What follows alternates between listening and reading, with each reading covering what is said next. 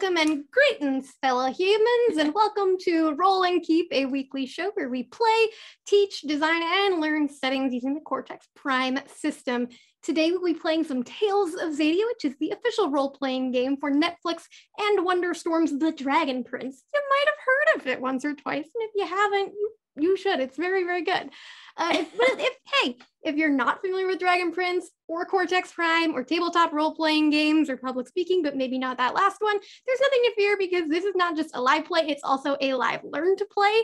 My name is Millie Doucette and I am the community manager for Cortex, and today I will also be your narrator, helping you and you all here learn how to play the game and also explore this tale that we have. So we'll be playing through, we'll be going over how the game works and plays so that you can all feel prepared to bring the game to your own friends. But hey, if you want to follow along with the official rules, you can do so by hopping over to talesofxadia.com, where you can find the pre-order of the handbook, free rules primer, two free tales, in fact, and 12 free ready-made characters. Speaking of whom, take a look at these amazing people that I have here with me. One of them is a traitor, and it might be me. Joining me, playing Babukar, the Sunfire Elf Mage, is the designer of this very game and Cortex Prime as a whole, keeping me a little bit honest, creative director Cam Banks. Sunfire Elf is sus. Yes, Sunfire Elf is sus. Reprising her role as Eljal, the Moonshadow Elf Assassin, is actor, writer, streamer, improviser, creator, director, woman of an enormous number of talents, Elisa Pearl. I should just hire you to introduce me for everything. Oh, you know what? I would do it for free, Elisa. Our very own content producer, host of an incredible array of shows for Fandom Tabletop, and who will be playing a Moonshadow Elf Mage named Traylon, is Amy Dallin. Hello! So excited to get back into it! Yes. And finally, the incredible and multi-talented Trisha Hirschberger, who will be playing Vinaya, and she is a host and producer who you may have seen on, I don't know, MTV, IGN, Disney XD, Smosh, Nerdist, Comic-Con HQ, and I'm running out of breath, so I'm going to stop there. And Trisha, so happy to have you. Please take the floor from me.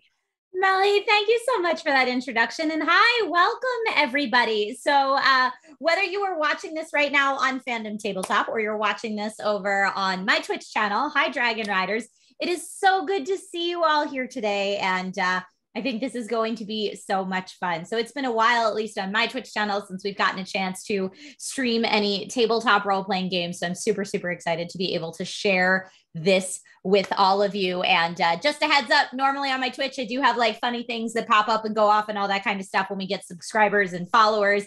And all of those will be on pause for the purposes of today's adventure so that we can stay immersed in the world that Melly has created for us. But I will verbally shout everybody out at the end of the stream. So with that being said, let's jump into this. Take it away, Melly. Yes, and hey, there is still going to be some fun stuff because, hey, we do have some giveaways happening. So when we get a heroic success, if you don't know what that is, you will find out as we play. We'll also be doing a giveaway of Cortex Prime Game Handbooks Digital Edition, so keep an eye out for that. And now how about we get to playing? I think we're ready. I think all the business is done, so we're going to do the thing. Let's continue our Tale of Xadia, the Gloaming Glade.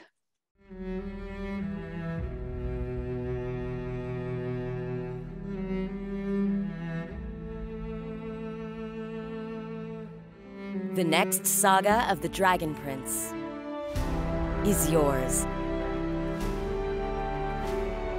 Forge a path with friends and create your own Tales of Xadia with an all-new tabletop role-playing game where you'll forge alliances, encounter dark magic, and confront untold dangers in a system designed to capture the magic and wonder of the Dragon Prince. Featuring never-before-seen content and lore, engaging, simple-to-learn rules, and easy-to-use digital tools. So whether you're a tabletop veteran looking for something new, a Dragon Prince fan that's never rolled dice, or you're hoping to share your passion with the next generation of fans, the future of Xadia is in your hands. Wow! How'd you learn to do that? I've never done that before in my life. Pre-order your copy and try out 2 amazing tales in previously unexplored locations. With 12 incredible ready-to-play characters to jump directly into the adventure. All available now at talesofxadia.com. Tales of Xadia, the Dragon Prince role-playing game. The next saga of the Dragon Prince is yours.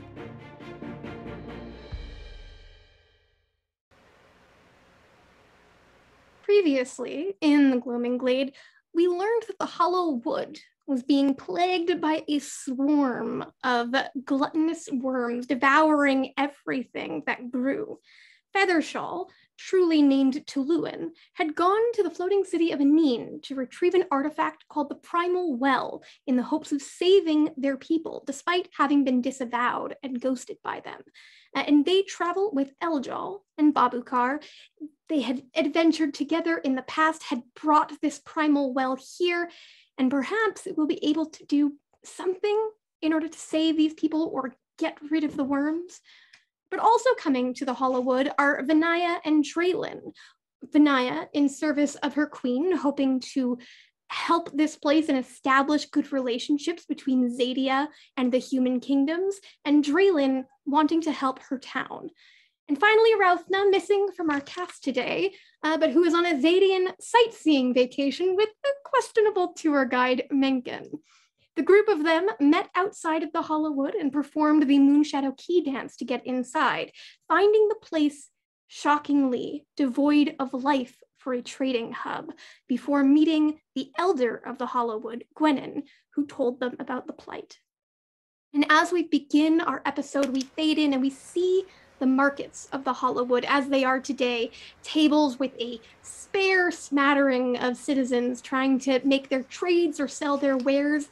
There's an almost listlessness to it. It's just routine. There's nothing exciting. There's no change. There's no hope left. And as we set in this image, as we move through these pathways, the image begins to fade, and we start to see traces of what this place was before. We see how crowded it was, all of the diverse faces here to make their way, to find something different in their lives, and we keep on traveling through, and we see, just starting to fade, are the desolate farmlands. Devoured, you see the plants just torn apart by these devourous worms, and that begins to fade as well when we start to see just how vibrant it was. Farmers go from grumbling to singing, and we continue past the farms and out into the woods, where we see a familiar face. A little younger, a little less experienced, we see Draylin. Amy, before Draylin left the Hollow Wood, you spent plenty of time kind of outside of the village proper and out in the wilderness. What did you tend to get up to out here? Oh, the creatures. The creatures around the Hollow Wood are the greatest in the world. They're the friendliest and the most curious and the most fun.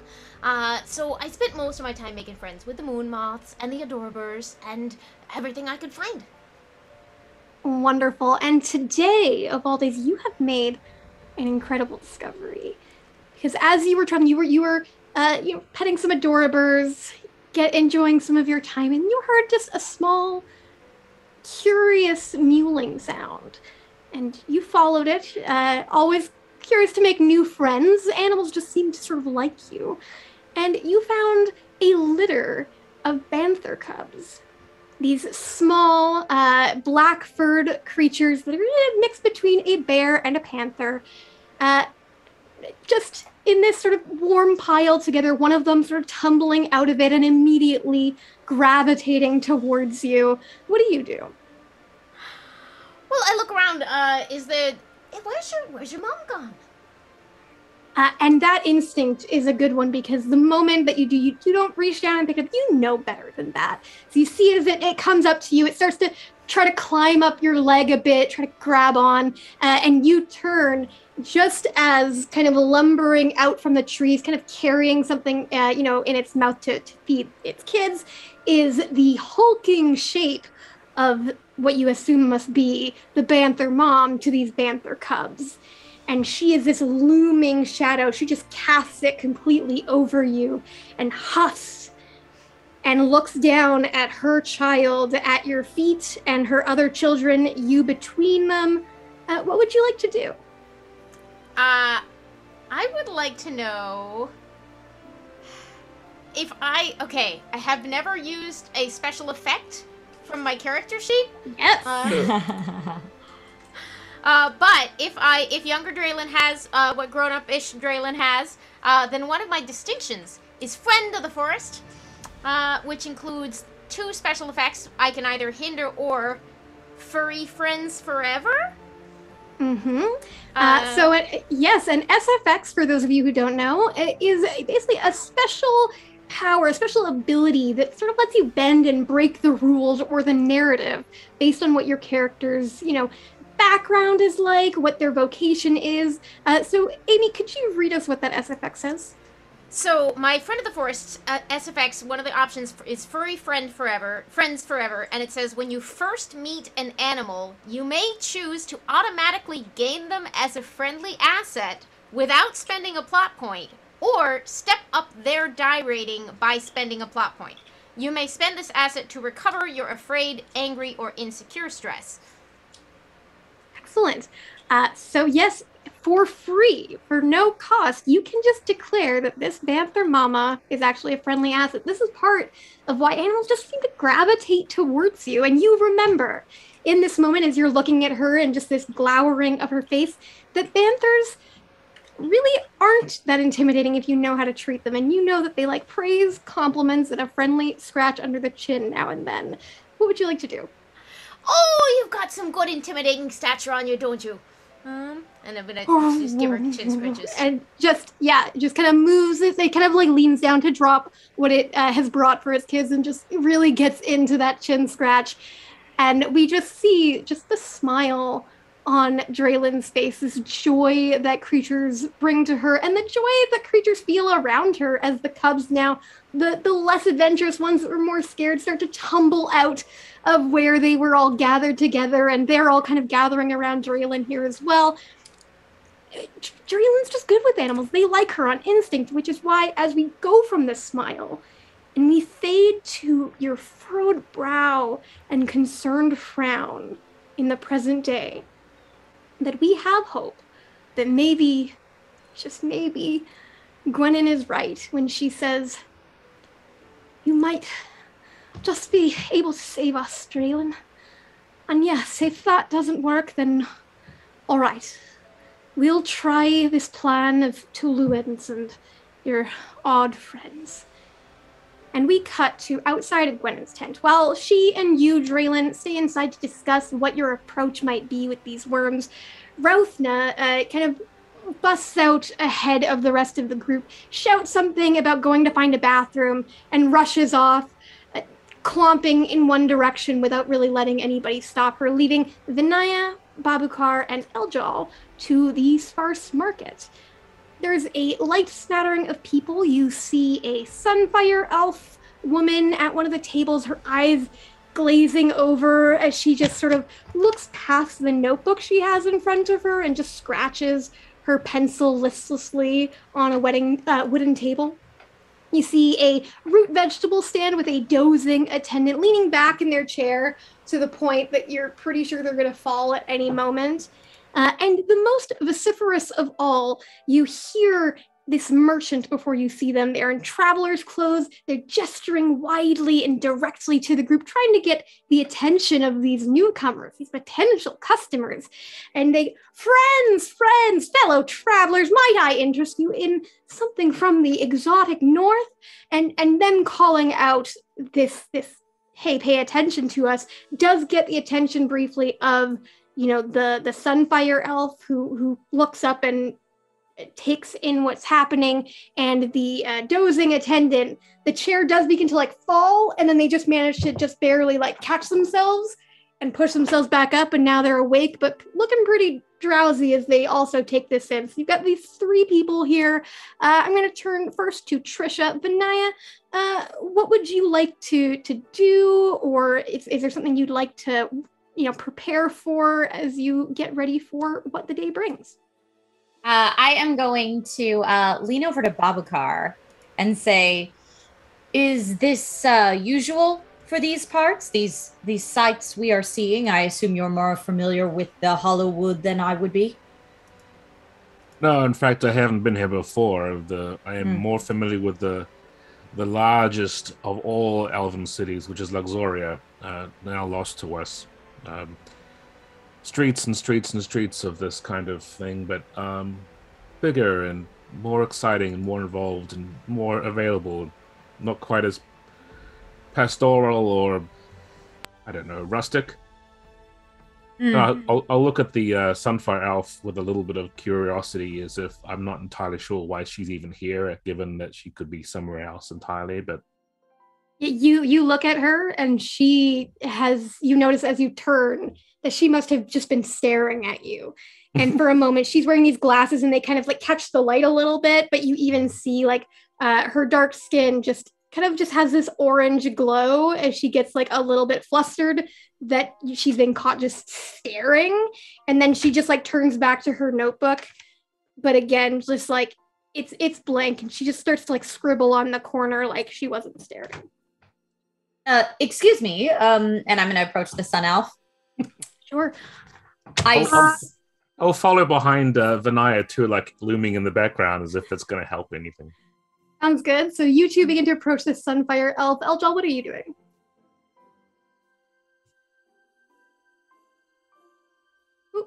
Sorry, I didn't. Okay, I was muted. I'm actually gonna just stand nearby and watch what happens. I'm not gonna step forward into this situation. Perfect. So Vinaya and Babukar, you approach this Sunfire Elf. She's wearing pretty rustic looking clothes compared to what you would expect from a Sunfire Elf. I mean, you see Babukar, who is dressed in kind of these beautiful, like very high-ranking soldier-looking garbs, lots of golds and oranges and creams. Meanwhile, this woman is definitely underdressed. She has these, feather earrings. Her, afro is just kind of pulled back, and there's a tie just kind of keeping it in one place around her head, which is probably the only pop of color. She's like this red tie. The rest of it's just kind of all browns and creams, just kind of dull. You can see the dirt that's just kind of smudging it because it is this lighter color. And then you can also see the notebook in front of her, which is just blank other than just some like doodles. You could tell that maybe she's been pretty bored for a while. And she kind of straightens as you both approach, definitely looking more at Babukar, but because you're talking, she's just like awkwardly trying to remember that she should be looking at you and not him. And she's like, yes, I'm, hello, what can I help you with? My name is Eartha, and I have... Eartha, have you been here a while? I see that you're taking notes. I am also looking to gather some information, and I wonder if you could tell me how long this plague has befallen this area. I believe it would be of most interest to our queen. She looks over to Babukar, like unsure about that kind of question coming from a human. So she's looking for kind of like an okay. Okay. I'll acknowledge that with a nod. Yes. I've been here for a couple of years, and it's been now 6 months or so. Yes. And yes, I mean, it's been pretty rough. I came here actually to study the plants, so it's been not very good that the plants are not doing so well. I'm afraid I've run out of things to sell, unless you want. And she kind of bends down and she picks up this big pot that has like this plant growing out of it. She picks it up. I have this. It's not really for sale, but I mean, if you would like to buy it, I mean, I see you have the investments of people, and I could to support our people, of course. Yeah, please keep your vegetation. I'm quite all right. Babukar? Is it some kind of plant from the Sunfire lands? Is it from Luxoria or? No, this is it doesn't grow in Yorixia. I was trying to sort of test something. This is actually before all of this started, I was trying to see what I could maybe grow in the soil if I took it out, if the plants would still grow. This is the only soil I have from before the worms. Did It these is worms? Did the worms arrive all at once? Would you say, or slowly and gradually? Well, it was a little bit gradual. Yes, there was there's a few, and the elder Tuluan, whatever his name was, he was the old one. I didn't speak to him too much, but I think they. Apologies, I did not speak to them very much, but I believe it's they. They said it was no problem, and they sort of just let it happen. And then it just got worse. They just sort of kept coming and then eating everything. My research was pretty much destroyed other than this, and they got cast out, and then Gwenin started, but it was too late. I mean, I don't think Gwenin can really do anything. And then I heard that Luxalia fell, and then this place is fallen, and I don't really know what to do now because I don't really have anywhere I might be able to go. It's just a little bit stressful, Sure, we understand. Well, I can assure you that the Queen will do everything in her power to make this right, to keep the peace, between our communities, if you will. She again looks to Babukar. May I have a closer look at this plant? Yes, of course. And also, if I can ask, I heard just a little bit you were saying about Luxalia. Is it true, the rumors that it fell? I'm afraid that is the case.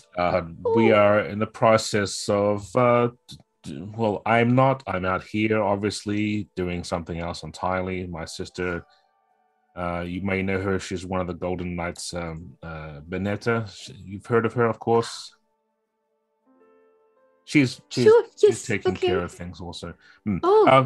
Don't worry about it right now. You do not go back to Luxoria at this point. Please, just stay here in this location. I'm just trying to quickly look, Melly, at the plant. And is it doing well? Is it flourishing in this earth or soil or? It doesn't look terrible. Me being obviously an expert at plant life. You are very good at plants, but hey, you are good at magic, and this is a magical plant that is growing here.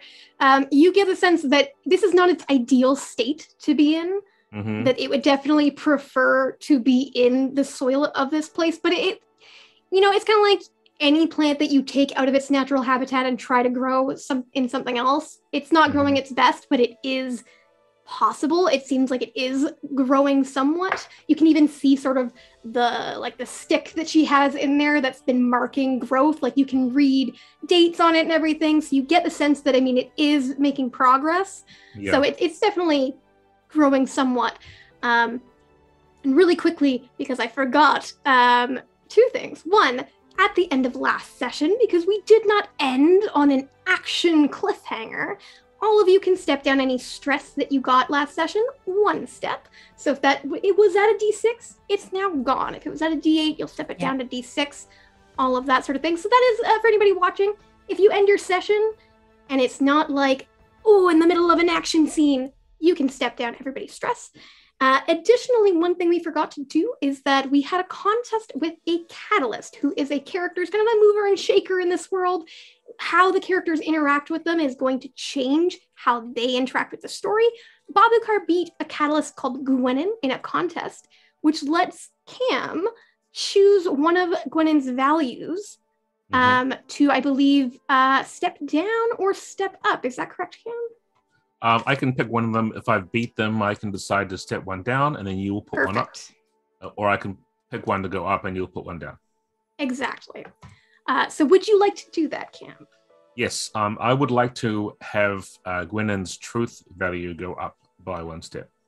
Excellent. So I'm going to put up Gwenin's truth value, and then I will... Page just did a reload on me, and I'm going to go ahead and step down her glory value in response. So always values are going to be bounded to the steps that they're at. So whenever you step a value up or down, you're pretty much always going to step something else up or down to reflect it.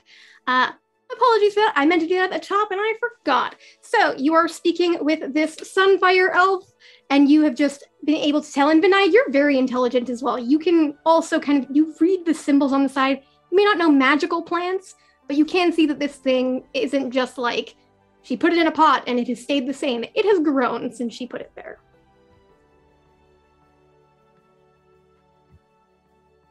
I mean, if you want to bite, I mean, it's. Just poking. I was actually going to. I mean, it's really for you, anyways. I was trying to grow some poison since this is. And then she kind of like looks frightened for a moment and looks at the human. I was trying to grow some poisons, for our army, but yeah. Yes. No. Never mind.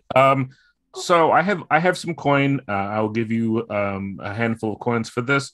Would you hold on to it for me, though? I'm not carrying it around with me everywhere. It would be a sum of a burden. Yes, I will. And she just rips off a piece of her notepaper and just like writes, what is the name? Babukar. I've heard of you. Yes, you are a great interrogator. Yes, a battle mage. Ah, that's right. Yes. She kind of looks at the coin like she was gonna give it to you, and she's like, "Thank you very much." Yes, and she grabs the plate. Okay, I would, if there was anything else that I can do for you, you just let me know. I'm happy to help you with anything that you need. Of course. And we cut over to. Oh, go ahead, Cam. I'm just going to bow like this a little bit, like a nod, and then I'm going to gently turn around as if I'm not going to actually touch Vinaya because that seems to be a thing that I wouldn't do with any human being at this point. But I will kind of gently sort of assume that we're going this way now, and we're leaving and we're walking away. Whether that she comes with or not is completely up to her, obviously. But I'm done with this conversation, is what I'm going to get the impression of. Very fascinating.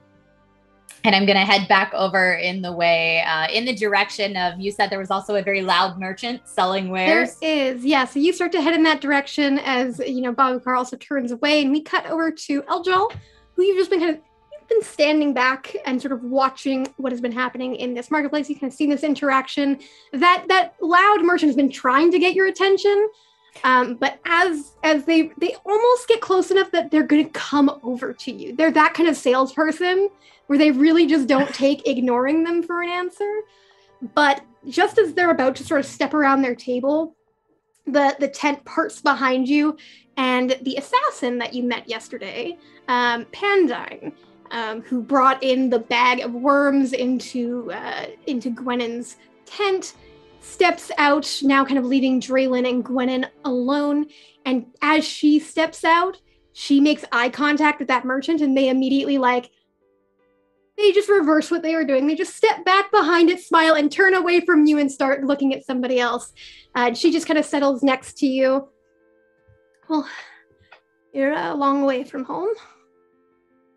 Yes, I've been on a long journey, and it has brought me to this place, finally. Finally?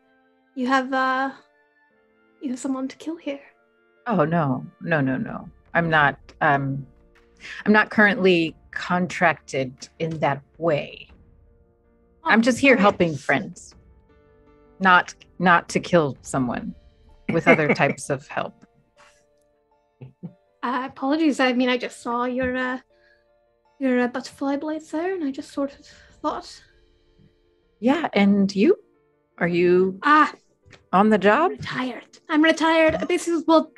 I was retired. I guess now I'm a professional worm killer. But I don't think that's going to be much longer for me. It just doesn't work. They just keep coming back more than ever. Doesn't matter how many we kill. So my retirement plan was to live here. I'll probably now just, go back to Silver Grove. Get back into it, I guess. Nothing else really to do with my time. Yeah, how did you find yourself here, by the way? I just heard it was kind of a different sort of place. After so many years of doing what we do, I just got tired of it. And well, Silver knows a lot more about that. I heard that this place was more, relaxing. I mean, just look, I mean, you came here with some humans and nobody, I mean, they bat an eye, but not that much. Never see that back home. Yeah. Sad to see it fall apart, but nature will do what it'll do, right? Yeah. I mean, I have some hope that maybe we can help sort things out here. Maybe you won't have to leave. Well, I'd be very happy if that's the case. So if you have some bright idea, you and your strange crew, and I can help you, just let me know. Well, we're working on some stuff, but I actually have a question for you. Gwynnin, the elder of this place, do you know her pretty well? Quite really, yeah. Do you know why she seems to have some type of like negative view of Aslumina? I mean, I think it's mostly just about the fact that it's dragon, and it's here, and it's not supposed to go anywhere else. I mean, I think if you were told, hey, there's a Moonshadow elf that's locked in a cave and you're not supposed to let them out, and you'd be a little bit like, oh, that Moonshadow elf probably did something to get locked in a cave. I'm not gonna go and see them. It's what we're used to, I guess. Do you know what the dragon did? No. I mean, I've never met it. I just know it's there, and it gets the center of the Hollywood, and then we're out here, and that's about it. We keep out of its hair. I wouldn't want to go crossing a dragon anyways. Yeah. Why? You thinking that the dragon can help? It's possible. Yeah. I mean, I wouldn't just let a dragon out knowing that, the locals don't want that. But I have a feeling from Tuluan that, yeah, maybe this dragon could help with the current problem. I mean, I guess worst case scenario, it's better than nothing, but just a fair warning that,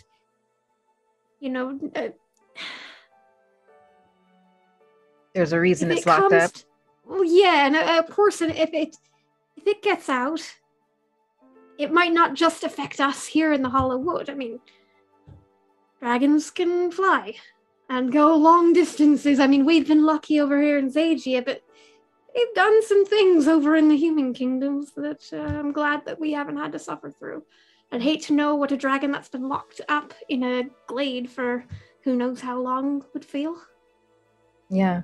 That's another question I have. Do you think it must be magically locked up, right? I'd assume so. Can't say I'm expert on magic, but I don't know what else could really hold a dragon. Exactly. I do know, though, that there's this thing that kind of protects it, keeps people out, especially those who might mean any kind of harm. So if you do try to go that way, just be aware that Plunky might give you some zaps. Plunky? Yeah. Is that a person? I've never seen it. Well, hard to say.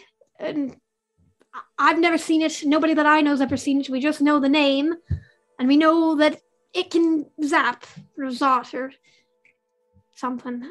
Just be careful. You never really know what things might be serving dragons, Wow, you've really answered a lot of questions I had.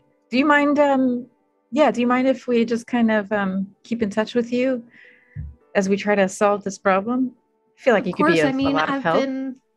I've been working on getting rid of these worms for, at this point, what feels like most of my life. Just feels a lot longer than all of my exciting assassinating sort of days. But yeah, I mean, you just let me know if there's anything I can help. If you all come up with some sort of plan, and I'd be happy to. And we cut over to inside the tent, where Draylin is sort of discussing with Gwenin what might possibly be a help here. And so Gwenin has been telling you about these worms, and the ones in this bag are, they're pretty big. So they're these big leech-like shiny black worms, and these ones are bigger than, a hand. And she says that these are small ones, that they tend to be as long as an arm, and that they just devour things and then they disappear just as quickly. They go back into the ground as quickly as they came up. Do you have any ideas that you're building on here, Draylin? Well, the ones that I'm seeing right now, are they alive or dead? These ones are dead. All right. So I'm gonna sort of, I want to reach out and lift one up. Anything weird about the texture? It is this just horrible, rubbery, like slug-like texture. They're definitely really meaty. It seems like, also just like as you kind of hold it, it just kind of like glorps and like, parts of, so where you're holding it gets thinner and kind of the rest of it just like gets bigger in response. And you just you're picking it by the tail, and just out of kind of this sharpened like mouth of it, which has the teeth that kind of cross over and open like that. The mouth of this thing, just some plant lice, some carrots and stuff just falls out of it, and just as you're holding it up like this, just. Ooh, omnivorous. Yeah, I see. One creature or many creatures? It seems like many. There's more than we've been able to count. They go across all of them, all of the plants. You just get to a field that's getting hit by them, and every single plant has a punch on them. And then as soon as you get near, most of them start to just go right back into the ground. This is probably the most I've seen killed in one day. And are they sticking? I know I said omnivore, but are they sticking to vegetation, or have they come after animals? Or... Thankfully, just vegetation, it seems like. Thankfully. So far. I worry perhaps what might happen if they run out, but hopefully we have a solution before then. Do you think this is one of those creatures you might be able to influence, Draylin? What? I'd be happy to try, but I can't say I've met anything like it. Have I met anything like it? No. It is pretty unfamiliar. You've never seen anything like it. Nobody really has. From what you've gathered is that these are very much what is this creature? Why has nobody ever seen these before? How have we not interacted with these before? Are there any patches being devoured right at this moment? I would hazard a guess that probably yes. Close by? Quite possibly. We can go and take a look at Biffy's farm and see. And she guides you out. And as you're being guided out, Vinaya, you're getting over to the vociferous salesman. And Draylin, you recognize this gentleman as well. This is Fentheth, who is this magical creature salesman. They travel to distant parts of Zadia and have always brought things back to the Hollow Wood that you've never seen before. And it's always something different. They have never brought the same creature twice.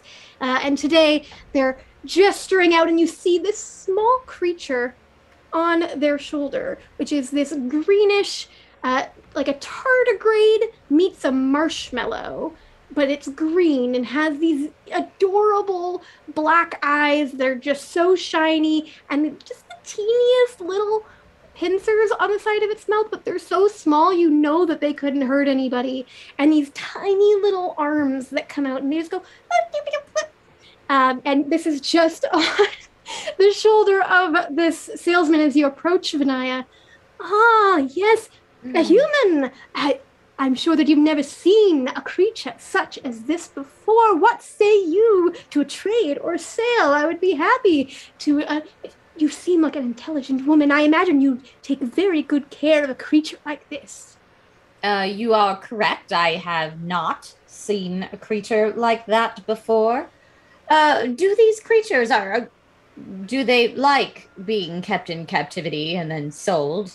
Oh, yes. Well, doesn't it seem happy? And then he also just says, and look at them all. And then he just kind of like gestures his arms out, and you see they just like pop up just from around the side. So now he's just got a whole bunch of these creatures on his arms, and they're all just like,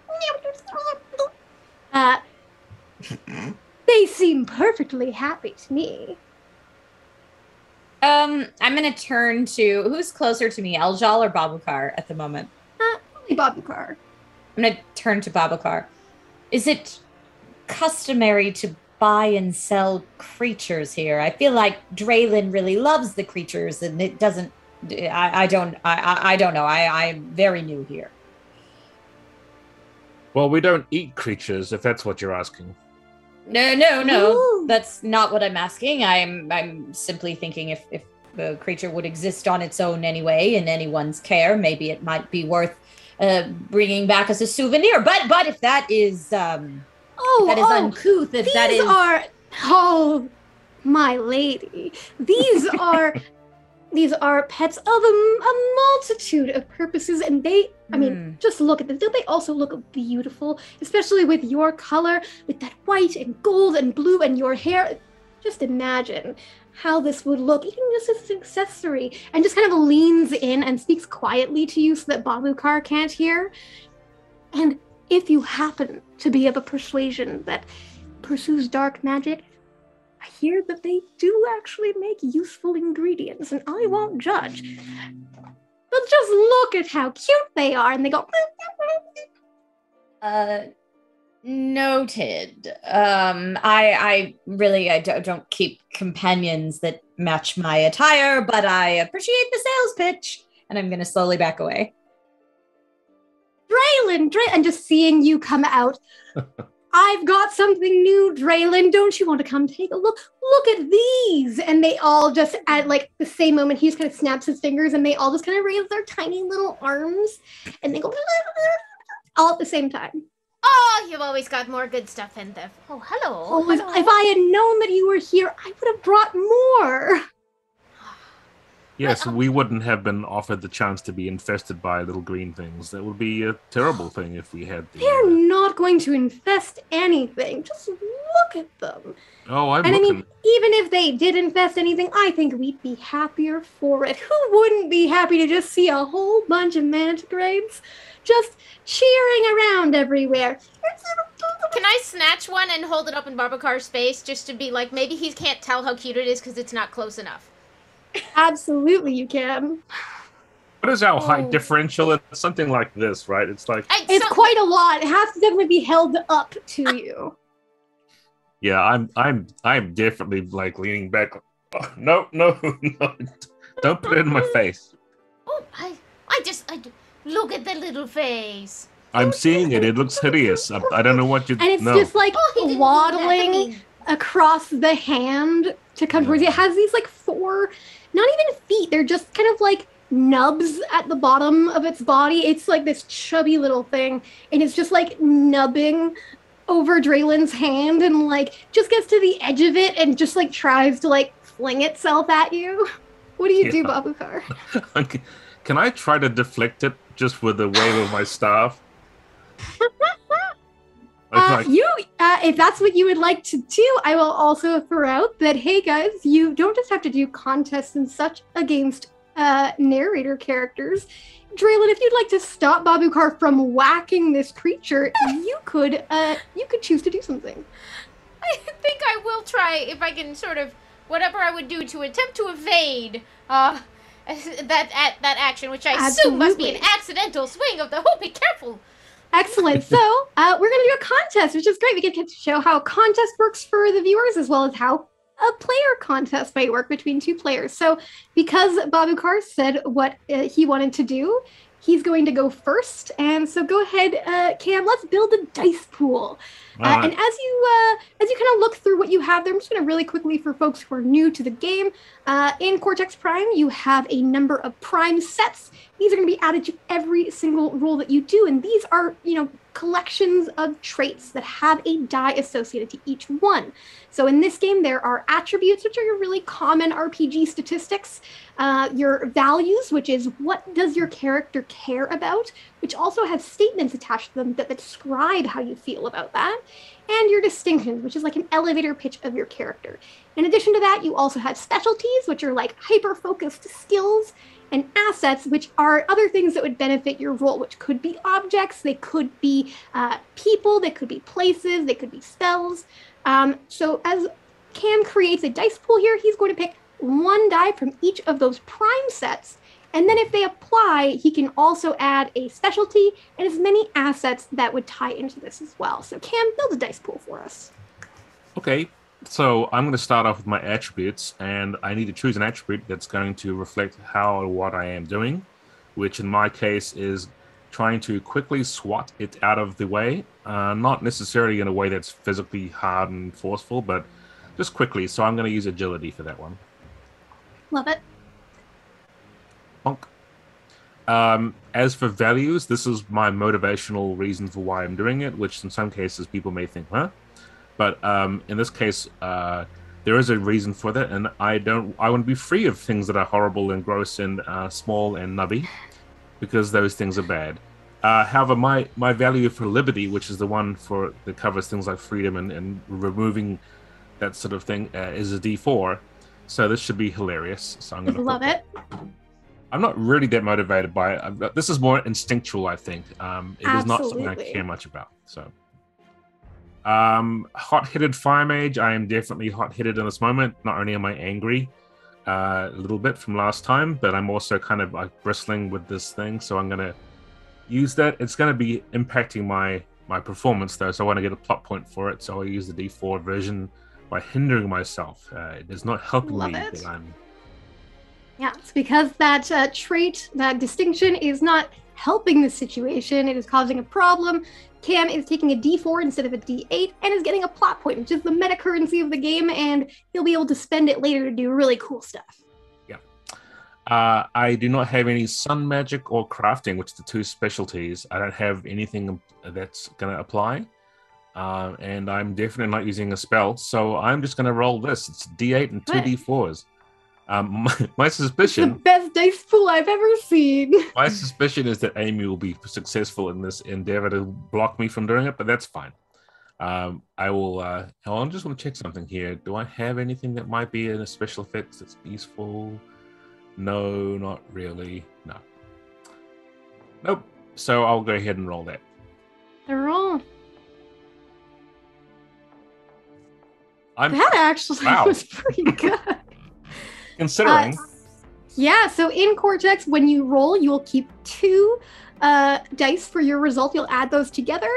So in this case, that's the 5 and the 4. And then if you have any dice left over, you can choose one to be an effect die, which is basically saying how good was the thing that you did. In a contest, that's going to end up being compared with the other person's effect die. So now let's go ahead. Amy, you have to beat a 9. So go ahead and build the dice pool for us with how you would like to stop Babukar from hitting this little baby mantigrade. I'll end my turn so that she can go. Thank you. I've just met Babukar, but he strikes me as a good fellow. So he's just confused, and he clearly just lost control of his staff there for a second. So I'll just try to pull my little friend out of the way here. I'm probably also going to be using agility. That's only a D6 for me, but this is a reflex kind of situation. Yeah. I think that for this one, I guess I may also use liberty on this for my value, because my statement is nature has brought me great freedom and I love to bask in it, which seems like kind of keeping the animals free from what's going on here. But these next two, I think, are going to help, because I have distinctions. Of course, we're back to the distinction that gave me the special effect was Friend of the Forest. Yeah.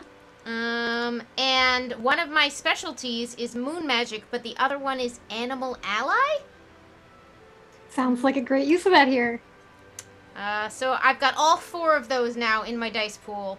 And I also think that you'll use my D6 anger stress, because you can use someone who is opposing you, their stress in your roll. Oh, that's great. How do I do that?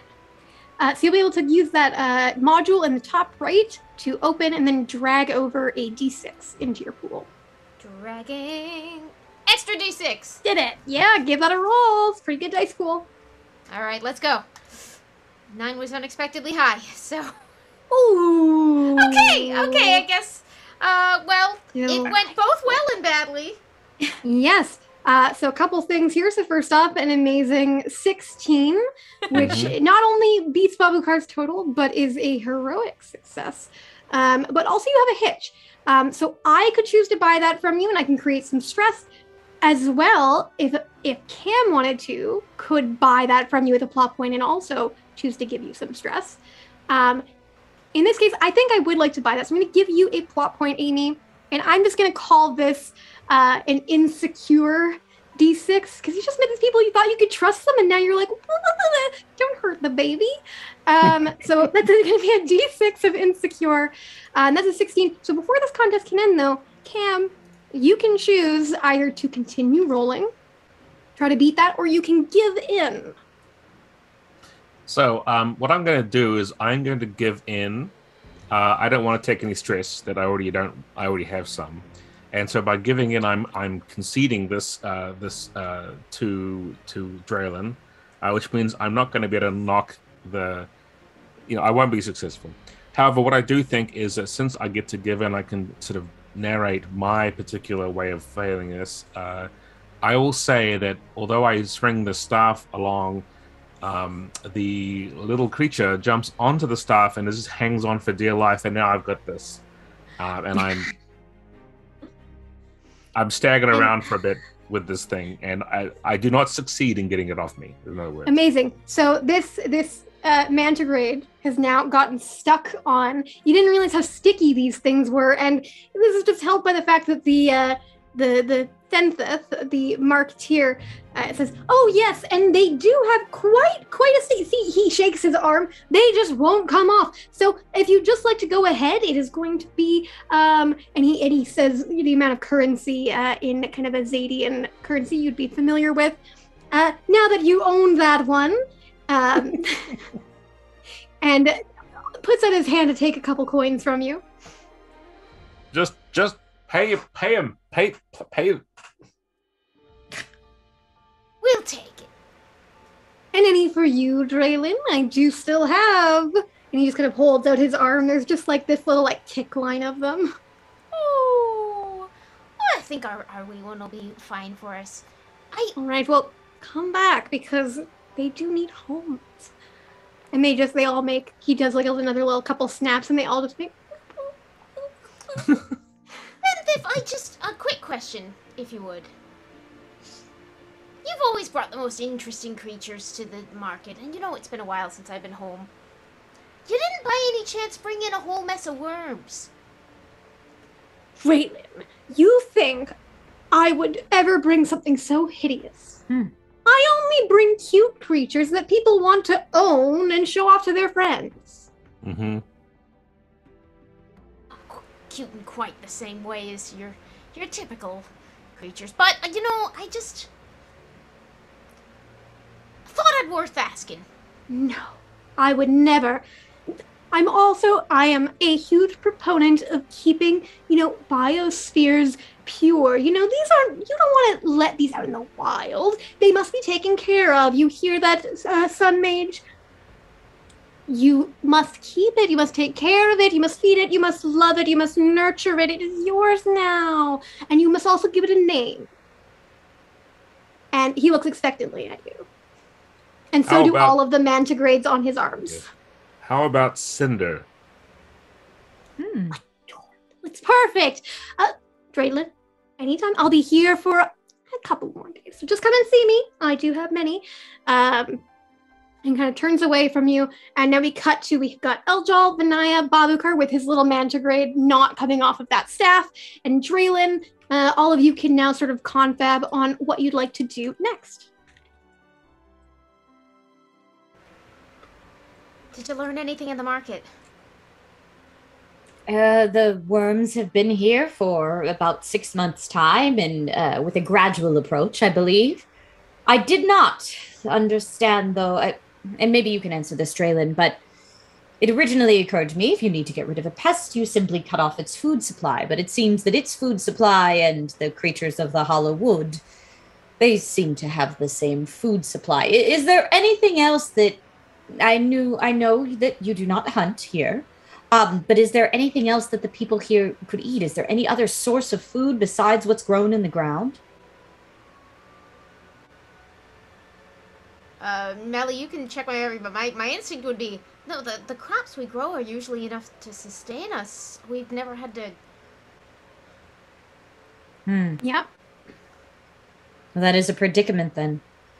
Did you have any further discourse about this Oslumina, which seems to be real? Yes. I found out some things about Oslumina from that other elf assassin over there. Yes. Well, it seems that Oslumina's protector is someone or something named Plunky, and it zaps things. Draylen, do you know about Plunky? That's all I know. Okay. Yeah. So, yeah, that's good info, I guess. If we do want to seek out. Also, Oslumina is locked, probably magically locked within the center of the glade. Must be some powerful magic to keep a dragon bound to its place. Exactly. One thing I really want to know is what did Oslumina do? Like, what happened with Oslumina that they would be locked up this way? Why is Gwynin so scared of Oslumina? It's just how it's always been. Oslumina lives in the center and we don't go in there. It seems like they've been careful to protect Oslumina from the people and vice versa. There's no interaction going on. That doesn't seem too curious.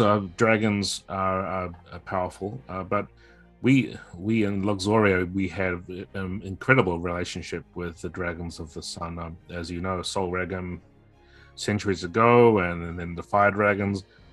I just assume the moon dragons have a completely different approach to it, so that's all I'm saying. Yeah. Well, if Oslumina can help with this worm problem, then I think they might have to rethink their relationship with Oslumina. I agree. Does anyone have a strategy for the approach? Well, first, let's examine the crops. I want to see if there's anything we can talk about. Vinaya and I did talk to a Sunfire elf, and she communicated to us, and I have also purchased a plant. I seem to be acquiring things here. I don't know why. The soil the plant is growing in is some of the soil from prior to this plague, and the soil that is currently everything. I think the soil has been affected by these worms too. So I'd like to examine one of these areas if that sounds like a good plan to go next. Yes, Gwynin was going to show us a nearby farm. Sounds like a plan. And as you say that, Gwynin comes out of her tent, just kind of gestures for Pandine, the other assassin. They just kind of share a few words, and then Pandine turns to you all, Gwynin going kind of back into the tent.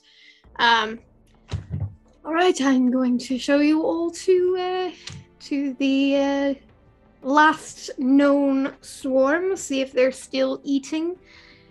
Ready? Yes, is there anything that you have found that they particularly don't care for, these worms? Dying. Okay, yes, of course. Anything that maybe repels them but doesn't kill them? Trying to kill them. Noted. Thank you. Did you try a lot of other options, or did you stick mainly with the killing and the trying to kill? Draylen, I was an assassin. I did the killing part. There were other people before me who tried magic, and they tried plant things, and they tried being really loud. And then they said, Pandine, no, that's working. Can you come kill them? And I said, okay. I thought I could kill them, and then they just kept coming. So. Well, I was going to try being really loud, so I can scratch that one off. Yeah. And we cut to you all arriving at what probably was once a cornfield. Now there are a few bare stalks. You can see that there are some things that maybe are growing. And you also see, a farmer who's just taken like a rake and is just trying to kind of bash some worms off of like one of the few stalks that doesn't have like just a swarm of black, like rubbery slug leech-like creatures all over it. So you can see now as these things, they just kind of like burrow up out of the ground near kind of the root of the plant. They just scooch over, they climb all over it, and they just start eating. And then, as this kind of coming at this with a rake, they're just like falling off and then digging back into the ground, leaving almost no trace behind. And then you can just see as somewhere else, they're digging back up and they're going to another plant, and the farmer's moving and hitting more with a rake. She's looking pretty tired, and Pandine just sighs. Really gotta stop doing that. It's not helping. Well, it's all I can do, and it's what I'm gonna do. And just really going at it. What would you all like to do? It seems they come up from the ground, yes? So not a barrier around. I'm trying to think of other options here. Not that I'm not excited by the prospect of meeting a moon phase dragon in person. That is fascinating, but there must be something. Let me try something quickly and see if it works. I may have to ask you to stand back a little bit.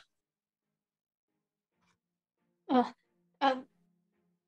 right, and they just kind of give the cornstalk one last good hit with the rake, and then they kind of just shake off some of the worms that just immediately they hit the ground, and they wiggle back in, and then she steps back, plants the rake, and is like, all right, curious to see.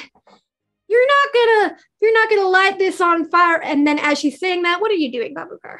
Yeah, lighting things on fire is what I'm doing, obviously. No. What I want to do is target one of these areas that I think has worms on it, and just sort of just form the sigil of fire in the sun in the air, and fulmen ignum, and send a bolt of fire into the cornstalk. Love it. I mean, I think that this is natural enough for you. We don't need a roll for this. Your bolt of fire hits this cornstalk. It just, there's this like small explosion. You see just these worms kind of like being blasted off. You see some of them are charred. They just and curl up. And then other ones just, as they fly, they fling and they like land on other plants and just immediately like, it's almost like they don't really even care that much. They just immediately like kind of shake it off and they start eating whatever plant they landed on. And the few that didn't really get flinged too far, or they didn't get flung onto a plant, or they didn't get burned up, they just wiggle into the ground and more just pop up on other plants. So not really a deterrent. Yeah, I mean, hey, you got them off that plant. Which is now like just roasted corn, so that's good. And Pandine kind of goes up and pulls some of the less chewed on, ears of corn and hands them to the farmer. Like, well, I mean, at least you and Biffy can eat tonight. And the farmer just... Can I try if I can bond with one of these worms? You try to use your SFX, your special effect, to just kind of make a friendly connection with one of these creatures. So you kind of go up to one of the other plants, you approach, and there's really not a positive reaction to you. There's not like a negative reaction outright. They do kind of move away from you and onto different parts of the plant. But we can do a roll here if you would like, and see if you can push through their disinterest, because you are one of the few people that just kind of has this natural affinity. So I'm going to call this, and there is a risk here. So let me just specify that if you want to do this, you can have a chance. It's going to be a hard test. So it'll be 2d10s plus your insecure d6. If you fail, you are going to take stress, and that stress is coming from the difficulty of the test. So it'll be a d10 of stress if you fail. All right, absolutely. I don't know what the odds are here, and I feel like it's so perfect that like I am feeling extra insecure, where it's like this is my home and it's not supposed to be like this, and the farm is not supposed to look like this, and the market wasn't supposed to look like this, and animals are our friends. So basically, I hate everything about what's happening here. This is all wrong. All right, I'm gonna roll these dice. I got 2 10s and a 6. Gonna give them a roll. See what I get. All right, a 15 is what you are going to have to beat, Amy. Go ahead and start building a dice pool for us. All right. What would be my standard reach out? Well, how do you think you want to approach these creatures in this situation? In this situation, I want to be able to somehow figure out how to signal to them like non-aggression, like sympathetic creature kind of thing. So I feel like that would probably be either awareness or spirit. I feel like you could use spirit in this case. Yeah. Right. I have a D10 for spirit, so that nice. Doesn't suck. And let's see. Just gonna say, doesn't suck hits different when you're talking about like leech-like worms, but continue. Hey, it doesn't seem like they suck. It just seems like they devour. I will befriend one if I can. All right, my choices are devotion, glory, justice, liberty, mastery, and truth. Now, some of those are quite high for me and some of those are quite low. Oh, but like, devotion is I can improvise many a spell if it means saving my beloved friends. Is that too general? Like, it's going to apply to everything I'm trying to do, but like specifically. Well, are you using how are you approaching this problem? Are you going to try to come up with some new spell we may be able to use here? Is that what is motivating you here? Is protecting your friends, or is there something else that is motivating you more? And there is a thing also I wanted to point out that we got confirmation for about magic in the world of Xadia. There are many spells that we will know if we're mages that we don't have on our character journal. But there is no ad hoc improvisation of a spell. Like, you can't just invent one from nowhere. They typically require a long time and then figuring out what the improvisational nature is in Draylen's case is using them in very clever improvised ways. Yes. Sure. So there's a spell you know, and then doing something cool with it. I do have 2 very cool spells. I have Group Invisibility and Dazzling Lights, which both have great names, but are not particularly, I think, going to help unless I am trying to dazzle the worms, which might come later. I think I'm actually going to try... I'm going to try Mastery, just to see if I can apply my knowledge and my experience with animals. It's only a D6 for me, but it seems like the best fit for what I'm trying to do here is like... Yeah, you're trying to kind of learn more about these creatures and get yourself to a point where you can interact with them. I like it. And I am going to try to use my distinction Friend of the Forest. Yeah, absolutely. And my specialty Animal Ally. I like it. They might not be allies with me, but I can try. And then how do I reflect my stress on this? Or it was just you do not. So that's going to be, okay. That's what I added to mine. All right. I don't quite know how to body language. I don't know the secrets like I did with the Banthers, but I just want to get through to them. So let's see. I'm going to roll. Draylen with the hitches all the time. Another hitch. And a 10, unfortunately, is not going to do it. Not going to beat a 15. No. Sorry. Yeah, oh boy. But here is what I'll do. First, I'm going to go ahead. I will buy that hitch. So you're going to need a plot point. I'm going to use that to just step up your insecurity. That, again, should be your thing. And so it's just, why isn't it just working? Why don't they like me? Why don't they like me? Kind of having a little bit of rejection from these horrible creatures. And then you're going to get your D10 stress from failing, which is going to go to injured as you kind of like, you're like going to connect with this thing. You kind of reach out to gently touch, and it just like turns. And it's like, it's like bites on your finger. And it's not even that it hurts that badly.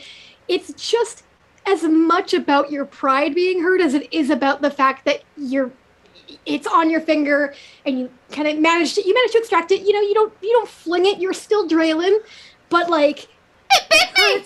And it's now it just, as soon as it drops to the ground, it just goes back into the ground.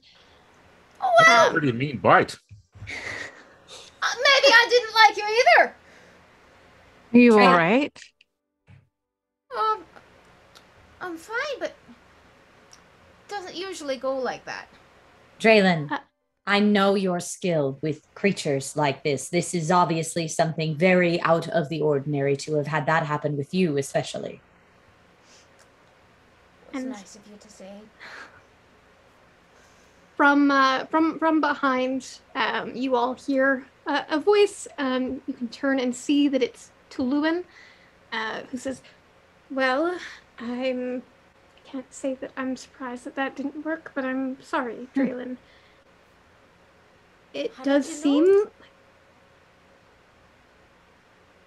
Sorry? Oh, no, how did you know?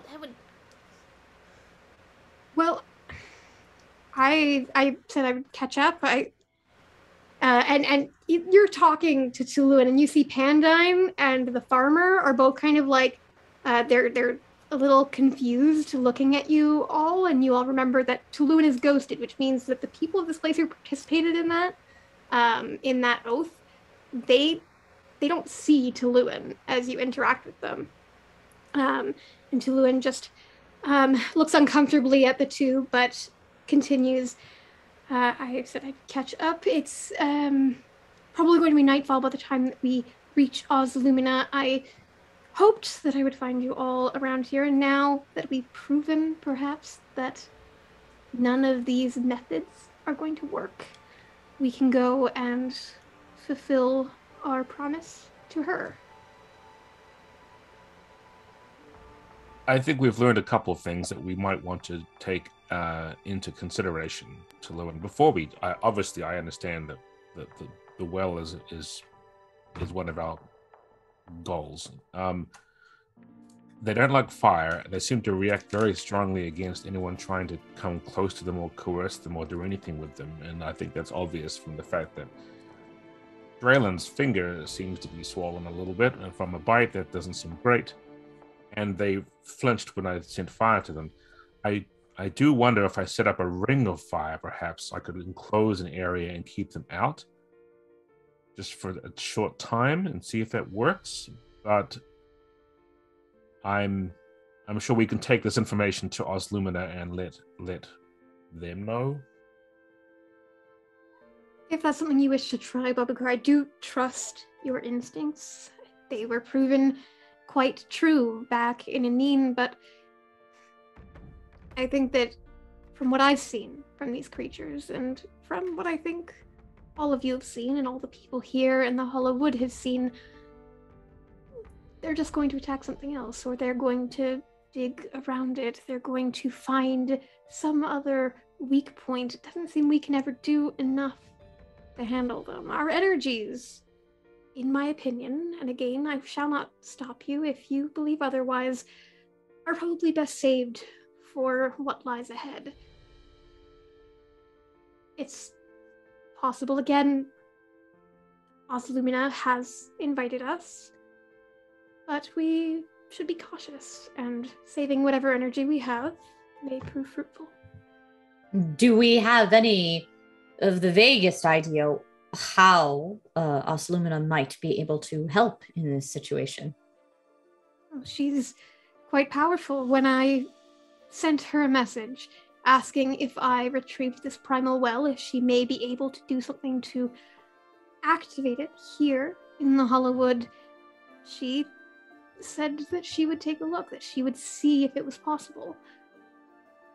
There's only one way to find out at this point. And if it's our only option, and if it saves the Hollow Wood, it's worth it. Melly, I've obviously studied the primal world just a little bit in our travel. Not making a great deal of study of it. It didn't have anything to do with sun magic, but I do have some understanding of that it was sky and earth, I think. Absolutely. Can I have an idea whether I might have some knowledge of whether it would be something that this dragon might use to free herself with? Interesting. Like, I don't know much about wards. Maybe I do know a lot about wards and things from my time as a battle mage, but I think I want to sort of ruminate on this while they're talking. Yeah, let's go ahead. Let's roll a test. I'm gonna say, just based on sort of this being a dragon of a kind you're less familiar with, and again, this primal well, you know a little bit about it, but again, the full capabilities of its power, other than the incredible things that happened over in Aneen, it's hard to really tell. I would say that this is going to be a hard test, which is 2d10s. Yep. And I would be adding your angry stress. If you do fail, you will be taking stress. Yep. Okay, you want to do that? Yep, no worries. Alrighty, I'm going to roll these bones. And they are... I got 15 again! Whoa. Wow. Good luck, Babukar. Build us a dice pool. Well, let's see. So it's intellect I'm thinking about this with. I think so. I'll go ahead and add that. And I want to know more about it. I think this is truth. I want to have the understanding whether this is going to be used to do something with the dragon or if it might be a bad idea. I have seen so many truths that I hardly know my own anymore. This is a truth that maybe lies outside of my own experience, and I want to understand it. So it's a D8. I'm a hot-headed fire mage. I'm not using it as a hinder this time. I'm trying to use my experience as a mage to help me out. So it's a D8. But I don't think I can apply sun magic to it because it isn't sun magic. So neither that or my spells will work. So yeah, there I'll give that a go. Oh, actually, I want to. I want to spend a plot point to create a D6 asset, and that is going to be basically a primal well experience as an asset. I like it. Yep. So I'm going to use that as, let's put that down by one, add D6 in there, just to reflect that I've had some time with it. I think it matters to have that. Cool.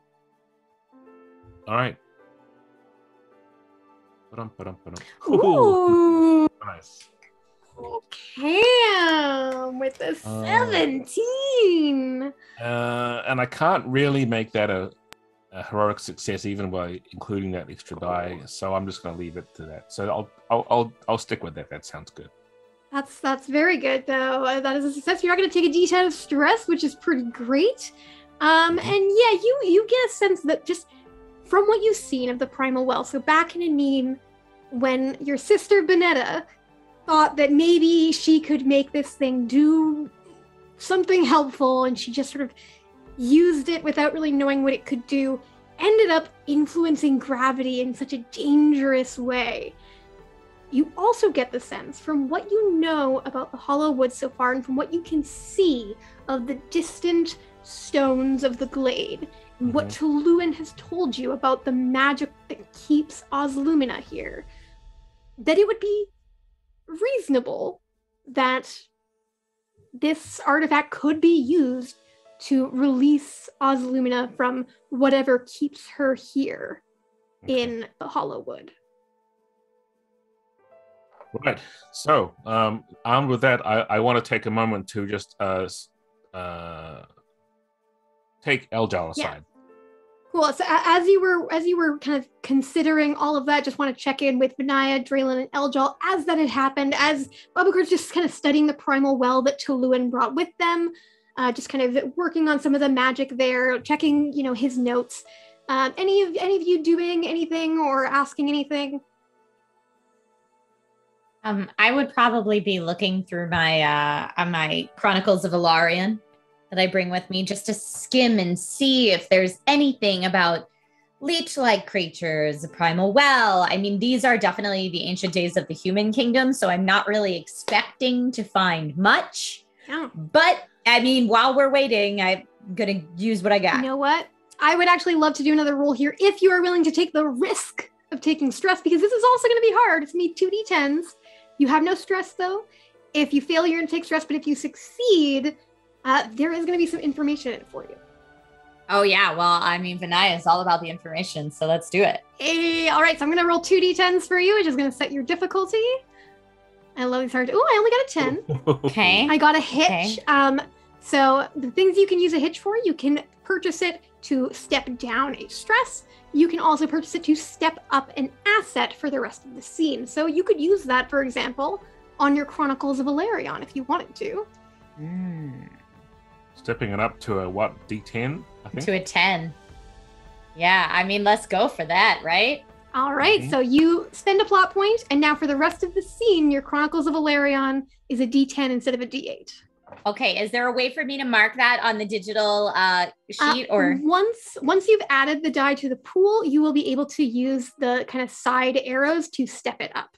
Not before you add it to the pool. Oh, I see. Okay, perfect. All right, so okay, let's start up here and see if I can take. So this would be, as far as attributes go, this would be intelligence. Love it. I'm just going to refresh my page real quick, and see if I can get it over there. Yeah. Yeah, Vinaya's intellect is pretty high too, right? Just like mine. Yep. Yeah, D10. And it's not letting me drag it, but I'm going to refresh and try one more time. So for your actual traits, you'll just click those ones. It's just that you just click it. That's drag. Yeah. You Yep. got Perfect. it. Yeah. Click Got the it. number. Okay, that's in there. Perfect. Nice. Thank you, everyone. Thank you for the assist. Okay, and so for my values, I'm definitely going to go mastery. Through determination, I will outsmart them all. Love it. Get that in there. I mean, at this point, I could use. I'm gonna go with. I have the distinction.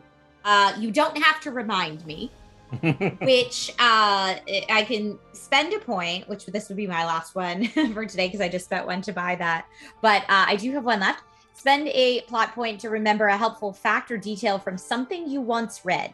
Giving yourself or an ally a D8 asset for a single test, contest, or challenge. And I'm going for broke here because I'm like, this could be the key. So, yep, I want to use, you don't have to remind me. And then, of course, my Chronicles of Alarion, but stepped up because you've created an asset, you can drag one of those default dice across the D8s. Yep, drag an extra 8 from that side module. That's the drag and drop. So you'll drag an 8 over into the bowl. Boom, you got it. Okay, and just can you explain to me why I do that again? Since I'm still learning the system. So that extra asset you just bought with your you don't have to remind me. That's what that is. That's your 8. So this is that something extra that you remembered. And so you're flipping through your Chronicles. You're like, wait, I think I remember something. And so now you know where you're going in this book. So go ahead and roll those dice. Okay, here we go. I like your chances. Oh, Ooh, very nice. All right. Woo! Fantastic. 17 is not only good, it's a heroic success good. So giveaway in chat for that. So what that does in situations like this, I'm that would step up your effect die, and that's telling me how successful this is. That means it's almost at the highest level of success that it could be. Also, you would have hitched there, which I think I'm going to buy that. So I'll give you a plot point. So you went from 2 to 0. Now you've got 1 left. Okay. Because I'm going to put an afraid D6 as you get to the page that you thought you remembered. And you read this tale of old. Again, it's not exactly like, oh yes, there were giant worms and they ate things and everybody, starved and it was bad. It is, there was, a plague that took over these crops. This is thousands of years ago, before the divide of Zadia and the human kingdoms. And you're reading this thing about this mysterious plague that destroyed vast swaths of farmland in Durin, and that, destroyed whole settlements. And you also read about, these mysterious sightings of strange beasts and this underground rumbling that, over the night as, the farms were emptied and something moved underground. And you also see something that puts an idea in your head.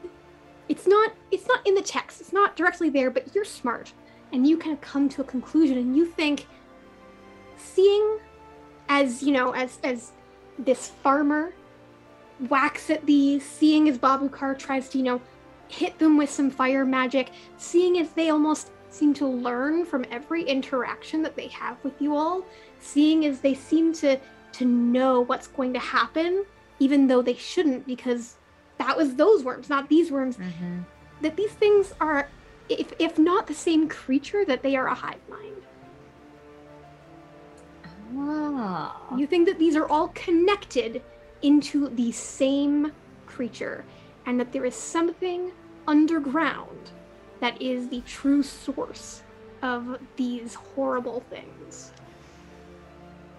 I don't mean to worry everyone unnecessarily, but I just read something very, very troubling.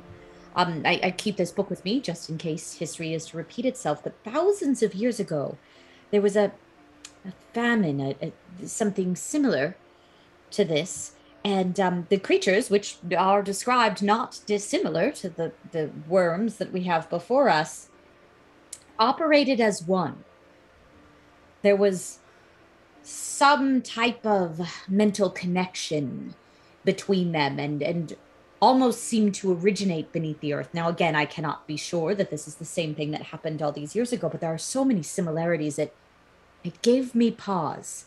And it's perhaps something we should keep in mind. But if we're fighting one very powerful entity as opposed to many very small, less powerful creatures, that is quite troubling. So you're saying they would all bite me? Maybe they all thought about it. They all already did bite you. We may need to have Oslumina's help if it's something as extensive as that. Seems like all roads lead to Oslumina. Aljal, just a word aside, I wanted to have a quick conversation with you. Everyone else should proceed onwards. We need to do this soon, otherwise the light will fail us. But I'll step aside. Catch up quick, and Tuluin will sort of lead the way for Draylin and Vinaya and start. I have just instinctively started following Vinaya. Like, after being totally thrown off and kind of losing my confidence, I just sat there and watched her read, and then I just sort of like, I'm trailing her out. I'll be like, you're in charge. I don't know what to do. Okay. Yes, and I'm walking with Aljal, and I'm familiar with how well elves can hear. We're all very good at we're very high senses, but I want to keep us a little bit lower. And I'll say, you recall what happened when my sister used the well in an inn? Yes, chaos. Yes, it is a dangerous, very dangerous item, and while I do think we may need to do something with it, to Lewin, surely they understand that this could be extremely dangerous and unpredictable. We're going to give a dragon this item? Yeah, I have the same concerns as you. I hope I can count on you to back me up if there's something happens where we have to have a conversation, perhaps even one that's more heated. Yeah, I think they don't understand. I'll say they don't get it. They weren't there. But let's catch up. We don't want them thinking anything is amiss. Yeah, and I think we should, once we get there and Tuluan has conversation with Oslumina, we should just make sure to keep distance between Oslumina and the primal well for as long as possible, and not just offer it up right on the spot. Yes, I could offer to hold it for the time being if that's the case. Yeah, I think let's do that. All right. All right. We cut to, you've caught up. You've also done the trade-off. Tuluan seems very much, again, they've been humbled by their experience in Aneen. They're humbled just being back home where they've been ghosted and feel like an outsider. So they don't put up any kind of fight changing the armor with you, Babukar, so that you can safely carry the primal well. And night is pretty much fallen by the time that you are getting closer and closer to the glade. And there's this eerie sense of, a calm before the storm. Now, as you all wander, you get close to these just massive obelisks of stone that kind of encircle the very center of the hollow wood, which is the titular gloaming glade. It's not what they call it, but it is the title of the thing, so I'll say it. And as you all approach, Eljal especially, it's just this sense that you're being watched. Continue wandering a little bit closer. Eljal, is there anything you'd like to do in this moment? Yeah. Yeah, I'd like to just look around and see if I can see what may be watching us, or see if something's following us, or... Yeah, absolutely. We're going to go ahead and do a test. This probably be a test of awareness, but if there's another thing you'd like to try, we can do that. And I'm going to call this is going to be a challenging test. It'd be 2d8s here. So I'm going to go ahead and roll those, which is going to be an 11 that you have to beat. Okay. So, all right, awareness. I would say probably devotion. Or actually, mastery as an assassin. I would definitely be able to tell, as someone who hunts, I can tell when I'm being hunted. So I would use mastery for this. And then Moonshadow Elf as well. Let me see if there's any SFX. I'm not using agility. No, yeah. Is it a full moon by any chance? It is not. Okay. It is a crescent moon. I want to say it's either waning or waxing. Okay. I will say it correctly later. All right. So can I use sneaking for this, even though this is... I think so, yeah. I think because you're aware that you're being watched now, so you were trying to kind of covertly track whatever might be tracking you. Yes, okay. Okay, so that's my dice pool, and I'm going to roll it. It's good to have this dialogue between the narrator and the player about whether they can use these things or not, right? Oh, dear. Ooh, okay, a couple hitches, but it is a success. Yes, I will take that success. There's that. I will buy the hitches. Okay. So I have a couple options. When you roll multiple hitches, I could spend 1 plot point to buy both of them and apply them to the same stress, which would step it up twice. If I wanted to, I could give you a plot point for each one and apply them to 2 different stress. I'm just going to give you one. I'm going to buy 2 stress, or 2 steps of 1 stress. And I'm going to go ahead and just call that, let's call that, I'm going to give you a little bit of angry stress. I'm going to give you a D8 of angry because you did succeed here.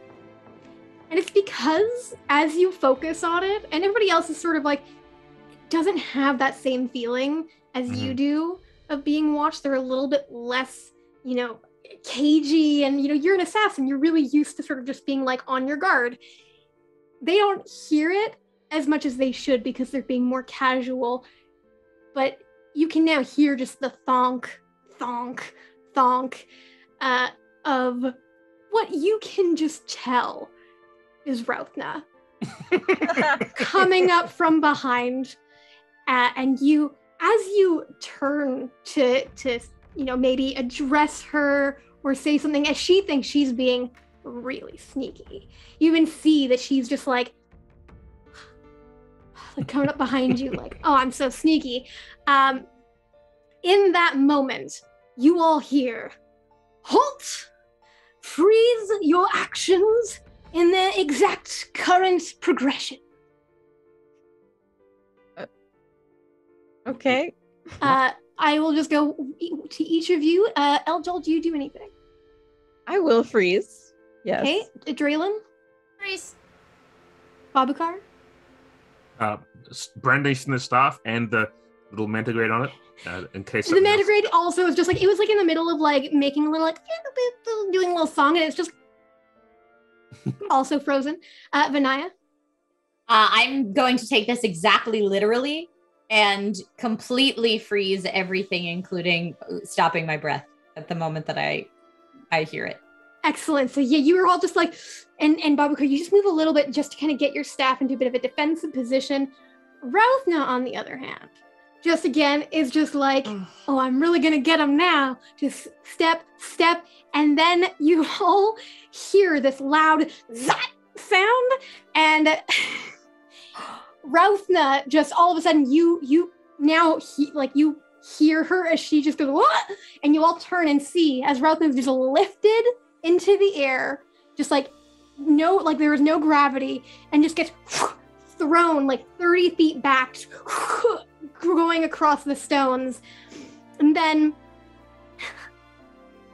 Holt, you hear again, and kind of from a nearby kind of crack in some of the rocks on these giant obelisks emerges a creature that none of you have ever seen before. It is probably the most adorable thing you have ever seen. It looks like, a cross between a red panda and a peacock. It has purple fur, these just adorable eyes, this big fluffy tail. Then it just has some of these like peacock-esque, like kind of small feathers coming off of it. And as it climbs out, it just floats. And it just floats in the air, just kind of like flips over onto its back. It looks very like cozy and comfy, and then it just kind of like gets up and it's getting a lay of all of you. Kind of puts its little paws, which you can see just the little tiny like paw prints on the base of its feet, and it just sort of puts its paws on what would be its hips. Again, it is an animal, and as she's just sort of floating there, you hear a voice in your minds, but its mouth is not moving. As she says and smiles, Halt! It is none other than I, Plunaka Leleki, royal sentinel at the disposal of Ars Lumina. Gather your belongings and animated carcasses and take your leave of this place. The sacred glade of gloaming is for Her Highness and Her Highness only.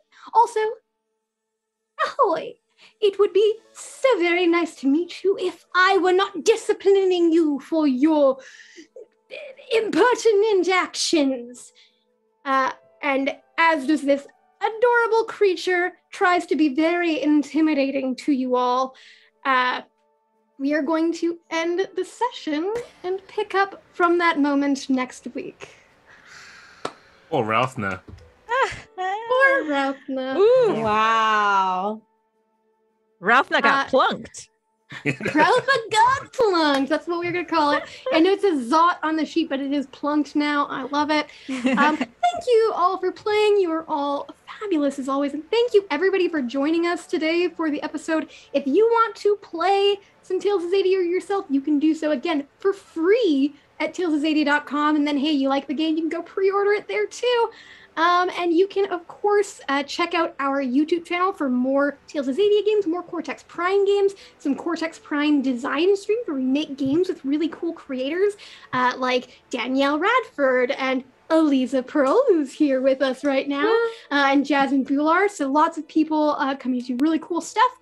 So please check all that out. And now I'm just going to go one by one. Cam Banks, where can people find you on the internet? You can find me at BoyMonster on Twitter. You can also find me Rusty Sellsword on Instagram. And Amy you can Dallin. always find me on the Discord for Cortex RPG. Yes, absolutely. Amy Dallin. You can find me everywhere at Enthusiamy. You can find me here. You can find me over at D&D Beyond, anywhere we're doing fandom tabletop stuff. And you can find me sulking about this bite for weeks. Amazing. Elisa Pearl. I'm Elisa Pearl at Elisa Pearl on Twitter and Instagram. You can also find me DMing Lords of Faerun, D&D 5e campaign every Saturday at Kira858's Twitch channel. And also every Sunday I play in the Gax Pack D&D 5e campaign at GaryCon Live. I also run a monthly Klingon game the last Mondays of the month, hopefully going to twice a month soon. and follow me for all those things when they're happening. Excellent. Trisha.